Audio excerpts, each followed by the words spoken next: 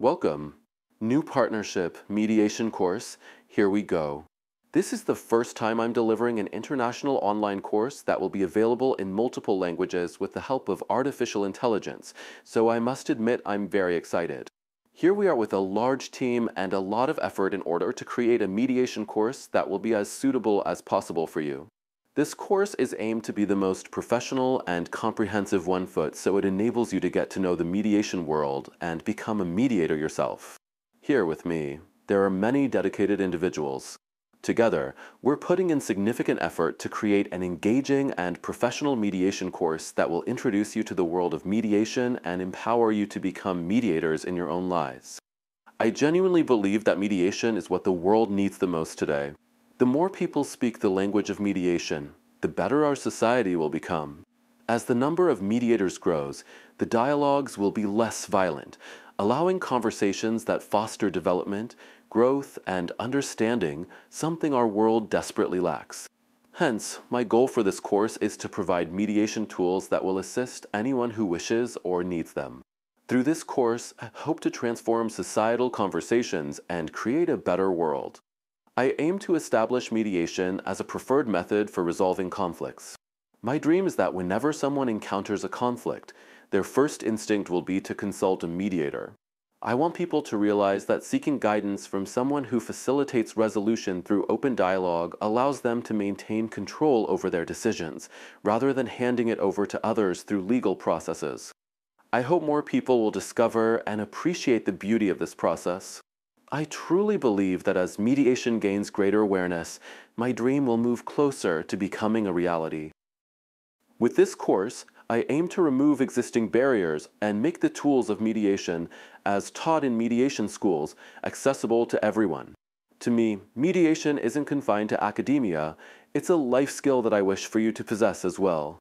Even if I achieve only a small part of my dreams, it will hold far greater value to me than any amount of money ever could. Let's start with the basics. Mediation is a method of resolving conflicts with the assistance of a neutral third party who helps the parties find a consensual solution through dialogue. The mediator's role is to foster open communication and guide negotiations between the parties. Rather than making decisions for them, the mediator helps the parties work toward mutually acceptable solutions. They assist in improving communication, clarifying interests and needs, exploring potential solutions, and ultimately facilitating a voluntary agreement that serves both sides' best interests. Mediation is a voluntary process, allowing parties to resolve their disputes through open dialogue by choice. This voluntary nature is the foundation of its strength, as it ensures that control over the process and its outcome stays with the participants. The mediator's neutrality is essential, as it fosters trust and creates a safe space for honest communication. By remaining impartial, mediators help the parties feel supported and empowered to discover solutions that align with their unique needs, without influencing decisions or taking sides.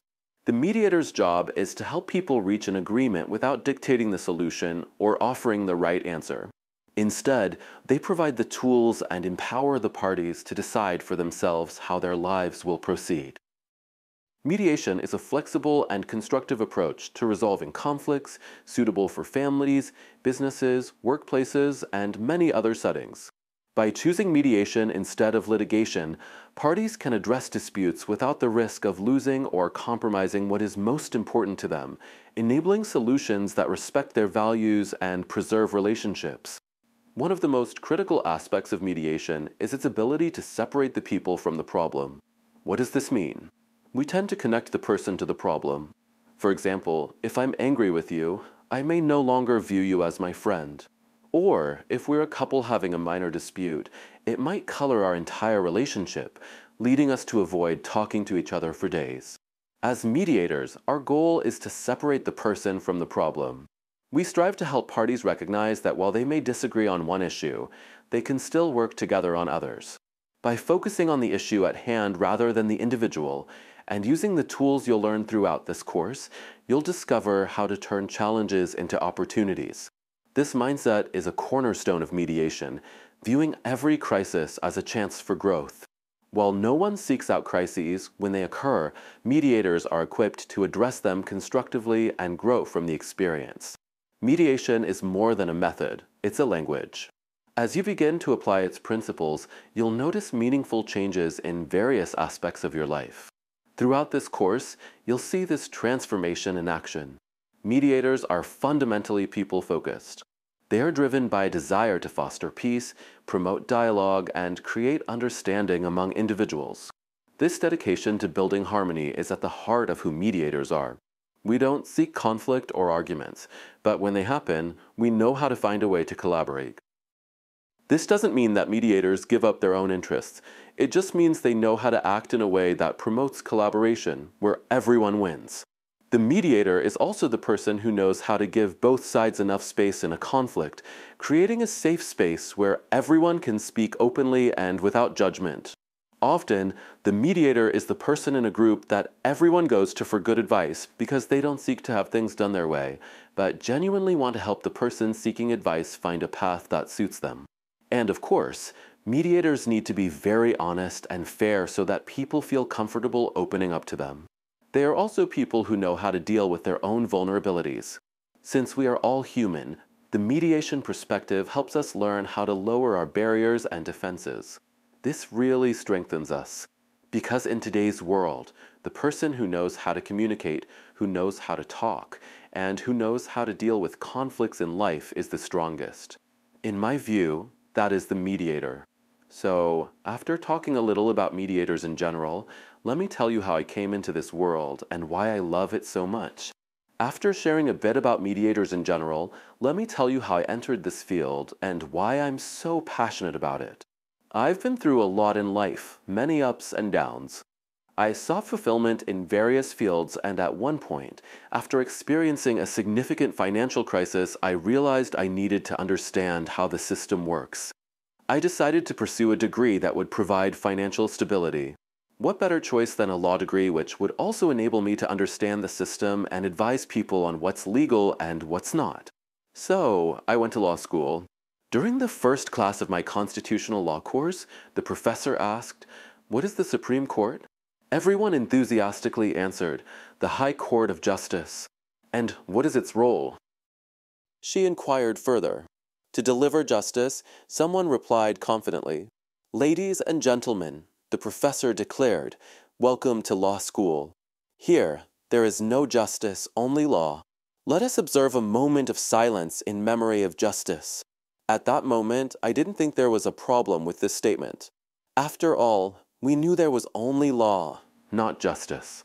But as I progressed in my studies, I began to understand something was very wrong, deeply wrong.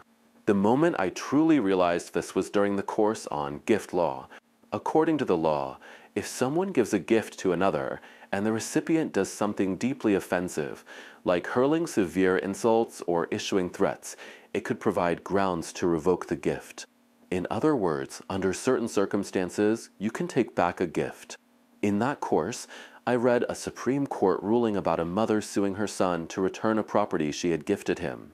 And why did she want the property back? Because he brought a dog into the apartment. Yes, that was the story. For dozens of pages, the judges debated whether bringing a dog into the apartment constituted a severe enough breach to justify revoking the gift. The answer was no. If you've received an apartment as a gift and brought in a dog, rest assured, they won't take the apartment away from you. When I read that ruling, I thought to myself, something here is terribly wrong. How could it be that a mother and son ended up in the Supreme Court, spent hundreds of thousands of shekels, invested enormous energy, and lived for years under stress and frustration, just for someone else to decide something so simple? Clearly, this wasn't about the legal issue. Clearly, the problem was the relationship.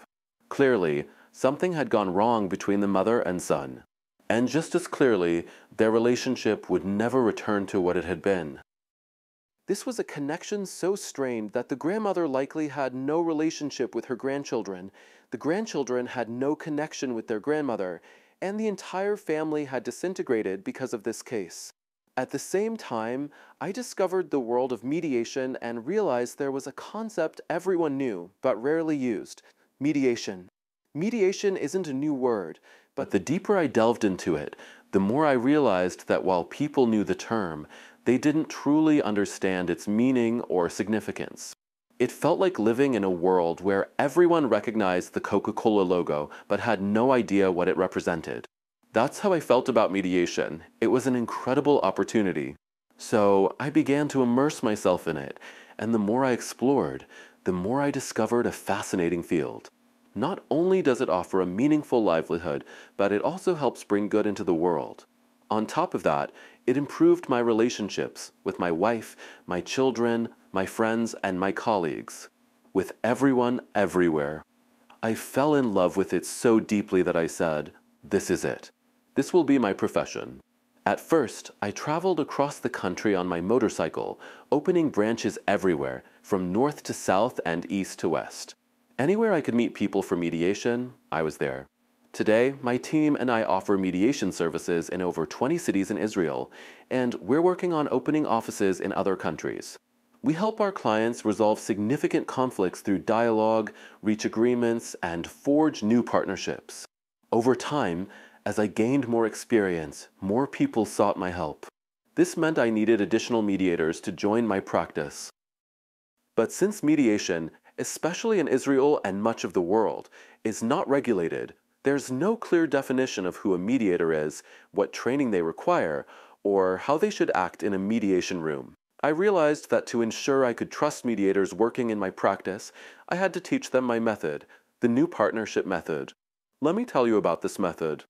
I developed it after more than 10 years in mediation rooms, accumulating experience through tens of thousands of hours of mediation. I must admit, the method also grew out of the many mistakes I made early on. At first, I tried to adhere strictly to what I had learned in basic mediation courses and various training programs.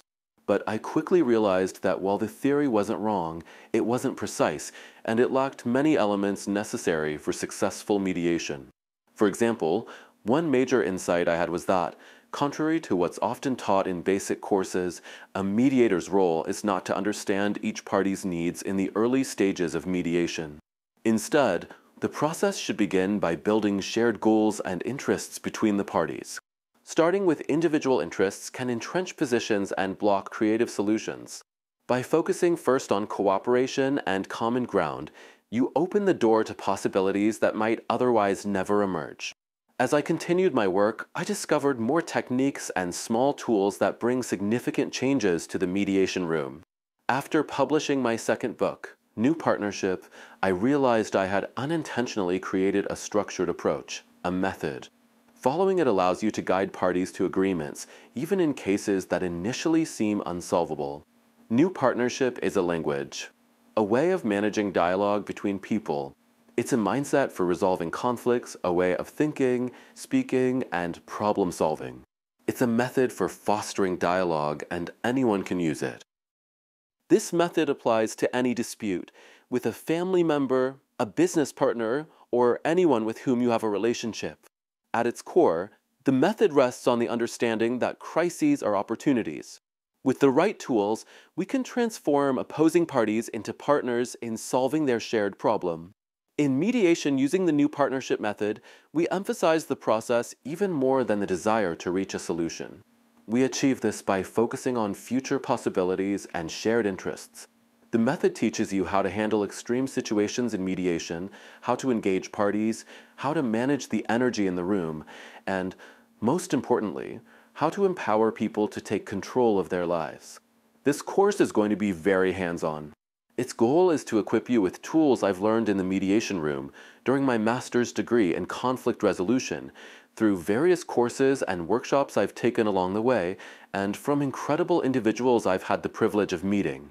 Let's start by talking about the origins of mediation. A bit of history, because understanding the processes that have brought mediation to its current state highlights its opportunities and growth. Mediation has, in fact, always existed. In all ancient cultures, elders and community leaders played a significant role in managing communal affairs and resolving conflicts between members. Back then, elders were respected for their wisdom and life experience. The community trusted these individuals to provide logical, intelligent advice and a broader perspective. Things began to change with the rise of the industrial world and urban migration. Cities transformed from tightly knit communities where everyone knew each other into spaces where countless people live side by side without personal connections. Combined with globalization, this shift made interpersonal relationships more formal, relying more on legal and technological frameworks and less on personal and direct connections. This environment allowed the legal system to flourish. However, as societies relied increasingly on rules divorced from human relationships, they moved further from the communal foundation that had sustained humanity for generations. In practice, legal systems across the Western world failed to deliver satisfactory solutions. Courts are overloaded everywhere, with cases taking months at best and years in more common scenarios. Public dissatisfaction with judicial systems is widespread, particularly when parties are from different countries. A turning point in the Western world occurred at Harvard Law School's negotiation department in 1981. Professors Roger Fisher and William Ury published the groundbreaking book Getting to Yes. This book laid the foundation for modern mediation with its simple, clear method known as the 7 elements. While I won't go into detail about them now, we will explore them extensively during the course. The book became a bestseller and remains widely read to this day.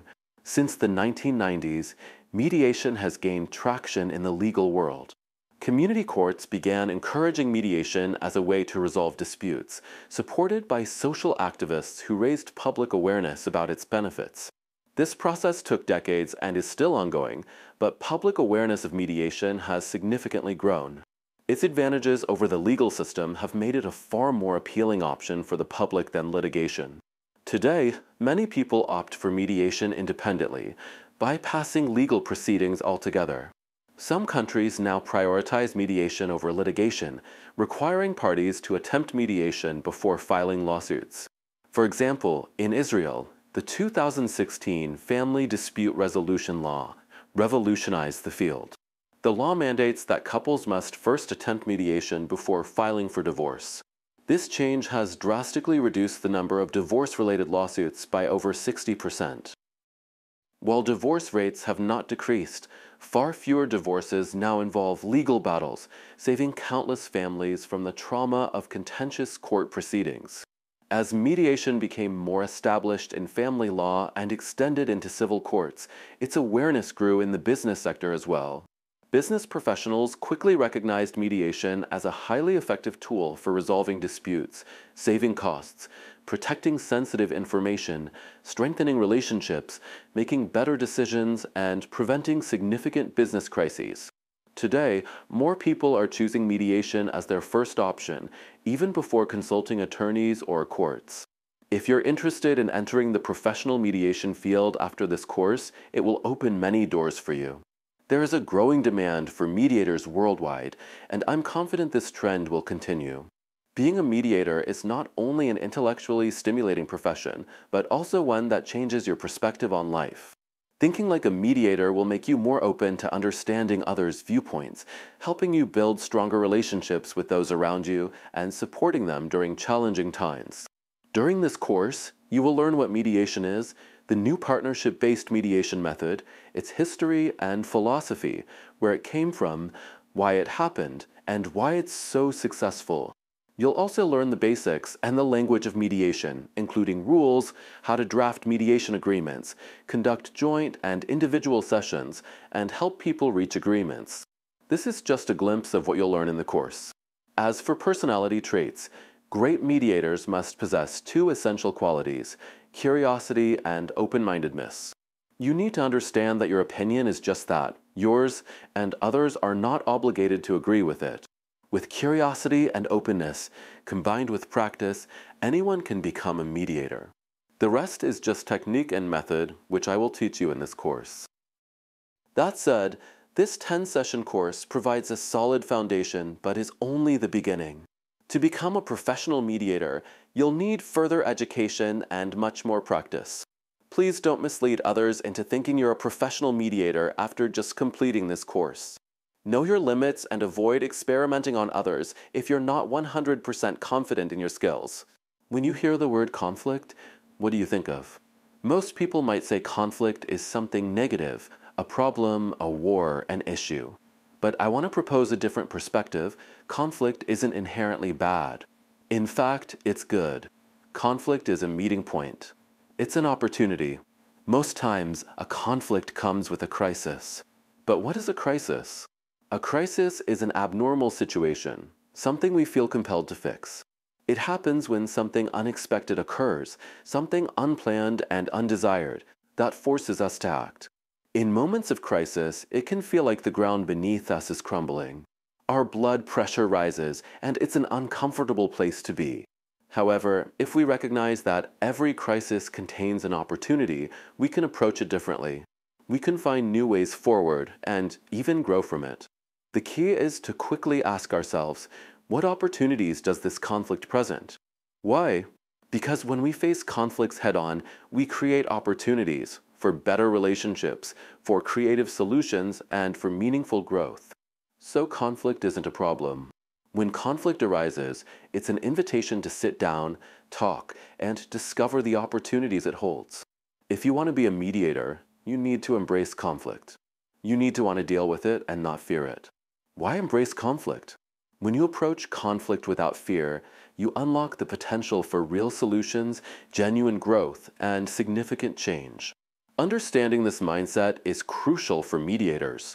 A mediator who sees conflict as an opportunity inspires hope and helps parties find a way out of the crisis. Conflicts are part of life. We can't avoid them. Life isn't a bubble where crises never happen. They will always be part of relationships, work, business, politics, and even within us. When we're in a conflict, instead of asking if the challenges will ever end, we should ask, where do I want to be when this crisis is over? Most people, when in crisis, focus on the here and now or dwell on the past. They can't see beyond their immediate panic or anxiety. But crises pass, they always do. The best questions to ask during a crisis are, where will I be when this is over? What tools do I have, and what tools do I need to navigate this situation in the best way possible? Conflict as a place of growth. A conflict is where we truly encounter another person. And in that space, if we handle it well, we can learn so much. So, conflict doesn't scare me, it motivates me. What is a conflict? Conflict arises where interests, needs, opinions, or goals clash. It happens when people can't see how to work together and only see opposition. Left unresolved, conflict can escalate and explode. But if we can turn points of contention into spaces for dialogue and creative thinking, we discover freedom and possibilities we hadn't imagined. In my third book, Mediation as the Art of War, I delve deeply into how conflict can lead to growth, much like in Sun Tzu's philosophy. Edward de Bono, often called the father of creative thinking, wrote extensively about using conflict to spark new ideas. He believed that conflict is the best place to exchange perspectives. You come with your knowledge and leave with shared understanding. When we choose to work through conflict productively, we can learn new things and use conflicts as a springboard for better relationships, personal growth, and community advancement. Conflicts are everywhere, in relationships, workplaces, on the road, in business, politics, and even with our children. Children, in fact, are some of our greatest teachers. From birth, they observe us and, as they grow, they challenge us in ways that reveal exactly where we need to improve, especially in stressful moments when things don't go our way. Through mediation, we learn how to use these lessons to grow. Objective versus subjective conflicts. Some conflicts are based on objective issues, facts, data, numbers. How much does this cost? Who owns this house? What share of the business belongs to whom? Other conflicts are subjective and tied to personal perspectives, thoughts, values, emotions, or individual life circumstances. Why is it important to differentiate between objective and subjective aspects? Because doing so brings us closer to a solution. In mediation, we separate what people want from why they want it. This distinction opens new possibilities. For example, while someone may argue about factual details, their true perspective might stem from emotions or personal experiences. Mediation seeks to clarify these layers. When we talk about facts, we stick to the facts. When we talk about feelings, we address those openly and respectfully. This clarity helps prevent defensiveness and creates space for understanding and cooperation. Practical tools for mediation. As mediators, our goal is to help people identify when they're speaking from emotions versus facts. Instead of jumping into confrontation, we strive to uncover what's happening beneath the surface. Once we understand ourselves, we can model and share this clarity with others. I believe strongly in leading by example. Want to teach? Set an example. Want to change your environment? Start with yourself. As we practice clear communication, distinguishing between fact and feeling, we teach our families, friends, and communities to do the same. What triggers conflict? Conflicts arise from needs. We both need milk, but there's only enough for one of us. Values. I value conservatism. You value liberalism. Resources. There's not enough to go around. Emotions. Hurt, frustration, disappointment, or anger. These triggers take us out of our comfort zones. As mediators, we guide parties to understand each other's perspectives and motivations, paving the way for mutual understanding. And from understanding, solutions emerge. Mediation, a path to understanding. At its core, mediation is about creating understanding. From there, solutions and agreements naturally follow. This was just the first lesson. In our next session, we'll dive deeper into mediation tools and methods, helping you master this art and language. I hope you found value in this session, and I promise even more insights in the lessons ahead. See you next time.